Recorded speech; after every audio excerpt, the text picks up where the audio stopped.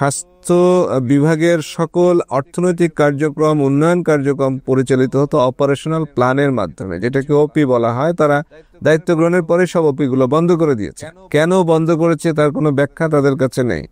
বলা হচ্ছে যে ওপিতে দুর্নীতি হয়, সব জায়গাতেই দুর্নীতি হয়। আপনার সরকারি কর্মচারীরা পেনশনের টাকা তুলতে গেলে সেখানে ঘুষ দিতে হয়, ঘুষ ছাড়া কেউ পেনশনের টাকা তুলতে পারে না।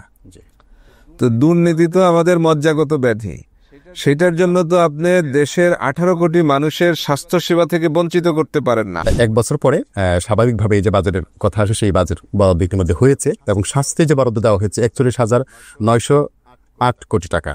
তো এই বরাদ্দটা বাজেটের হচ্ছে মোটামুটি 5.30%। এটা সে পর্যাপ্ত মনে করছেন কেন, যেহেতু স্বাস্থ্যকে সরকার গুরুত্বপূর্ণ একটা জায়গায় নিয়ে যেতে চায় মানুষের স্বাস্থ্য সুরক্ষা নিশ্চিত করার জন্য। এটা আসলে মানে কতটুকু পর্যাপ্ত মনে করছেন? না, এটা সরকারের যে বক্তব্য, বর্তমান অন্তর্বর্তীকালীন সরকার স্বাস্থ্য নিয়ে যে ধরনের বক্তব্য দিয়েছেন এবং অন্তর্বর্তীকালীন সরকার কর্তৃক গঠিত যে স্বাস্থ্য সংস্কার কমিশন যে ধরনের প্রস্তাবনা দিয়েছে, এই বাজেটের সঙ্গে তার কোনো কিছুরই প্রতিফলন নেই। এই বাজেটটা একেবারেই গতানুগতিক বিগত সরকারের সময় যে ধরনের যে প্রকল্পগুলো নেওয়া হয়েছিল সেগুলো চালিয়ে নেওয়ার বাজেট, আর কিছুই না। এটা যদি এই অবস্থার মধ্যে আমরা থাকি তো স্বাভাবিকভাবে আমরা আমাদের স্বাস্থ্যের যে নানান দিক মানে অগ্রগতির চিন্তা করছি। এবং আপনি নিশ্চয়ই অবগত আছেন যে অনেক কার্যক্রম যক্ষ্মা টিকা থেকে শুরু করে নানান কিছুই কিন্তু ইতিমধ্যে মোটামুটি অনেকটা স্থবির অবস্থার মধ্যে আছে, যেহেতু জাতিসংঘ সহ এইড তাদের অনেকগুলো বরাদ্দ প্রত্যাহার করেছে বা এগুলো মানে কন্টিনিউ করছে না। এই অবস্থার মধ্যে রাষ্ট্র যদি ওই স্বাস্থ্য খাতটা নিয়ে নতুন করে ভাবার সুযোগ না পায়, তাহলে আমরা তো নানান অসংক্রামক রোগ যেগুলো আমরা নিয়ন্ত্রণে নিয়ে আসতে পেরেছিলাম বা সংক্রামক রোগ যেগুলো নিয়ন্ত্রণে এসেছিল সেগুলো তো আসলে ঝুঁকির মুখে পড়বে। এভাবে আপনার একটা বক্তব্য? ঝুঁকির মুখে পড়বে ঠিক না, ইতিমধ্যে ঝুঁকির মুখে পড়েছে, কারণ রোগ তো অপেক্ষা করে না। আপনি জানেন যে বাংলাদেশ বিগত সময়ে নিম্ন মধ্য আয়ের দেশ হিসাবে পরিগণিত হয়েছে এবং আন্তর্জাতিক একটা মানদণ্ড অনুযায়ী এই দেশের অর্থনৈতিক অবস্থার যখন উন্নয়ন ঘটে তখন কিন্তু ফরেন এইড বা বিদেশি সাহায্যগুলো কমতে থাকে। তো এটা আমাদের সবারই জানা ছিল যে একটা নির্দিষ্ট সময় পরে আমাদের এই সাহায্য সহযোগিতা কমে যাবে, কিন্তু হঠাৎ করে সাহায্যের পরিমাণটা কমে গেছে এবং এর জন্য কিন্তু প্রিপারেশন নেওয়া দরকার ছিল। আমরা দেখেছি যে হঠাৎ করে সারা পৃথিবীতে কোভিড প্যান্ডেমিক যখন এসেছে তখন কিন্তু কারো কোনো প্রিপারেশন ছিল না, এবং তার পরবর্তী বছর থেকে 2021, 22, 23, 24 প্রত্যেকটা বছরেই একটা প্রিপেয়ারনেস প্রোগ্রাম ছিল গভর্নমেন্টের। এবং এইবারও দেখবেন যে ওই ইআরপিপি যে প্রজেক্ট যেটা বন্ধ করে দেওয়ার কথা ছিল সেখানে কিন্তু কিছু বরাদ্দ রেখেছে বাজেটে।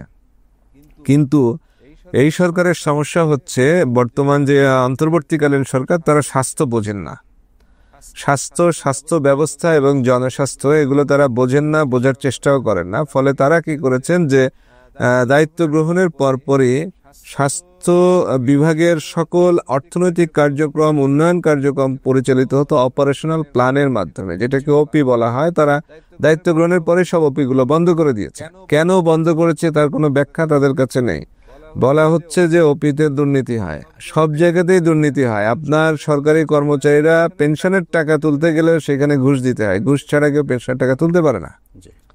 তো দুর্নীতি তো আমাদের মজ্জাগত ব্যাধি, সেটার জন্য তো আপনি দেশের 18 কোটি মানুষের স্বাস্থ্য সেবা থেকে বঞ্চিত করতে পারেন না। ওপি গুলোতে আপনি যে বিষয়গুলো উল্লেখ করেছেন, CDC, NCDC, primary health care, emergency health care, সমস্ত কিছুই কিন্তু ওপি দ্বারা নিয়ন্ত্রিত ছিল, ওপির সঙ্গে সম্পৃক্ত এবং সংশ্লিষ্ট ছিল। এখন কমিউনিকেবল ডিজিজে আমাদের যে একটা বাধ্যবাধকতা ছিল, বিশেষ করে যেগুলোকে বলা হয় যে জুনোটিক ডিজিজ কিছু ছিল, তারপরে আপনার নেগলেক্টিক ডিজিজ কিছু ছিল, হ্যাঁ, যেমন কালাজ্বর একটা নেগলেক্টিক ডিজিজ, তারপরে ফাইলেরিয়া নেগলেক্টিক ডিজিজ ছিল।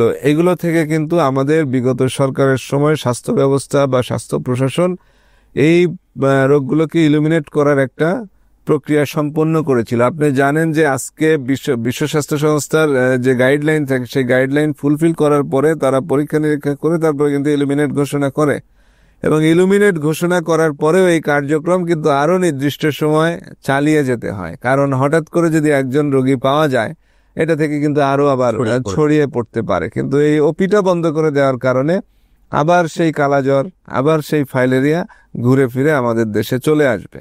আপনি জানেন যে বাংলাদেশের সবচেয়ে বড় সংক্রামক ব্যাধির একটা হচ্ছে যক্ষ্মা, এবং যক্ষ্মার ম্যাক্সিমাম টাকা ফরেন এইড থেকে আসতো। তো ফরেন এইড যদি বন্ধ হয়ে যায় তাহলে কি আমাদের যক্ষ্মা রোগীরা বিনা চিকিৎসায় মারা যাবে? নিশ্চয়ই সেটা হতে পারে না।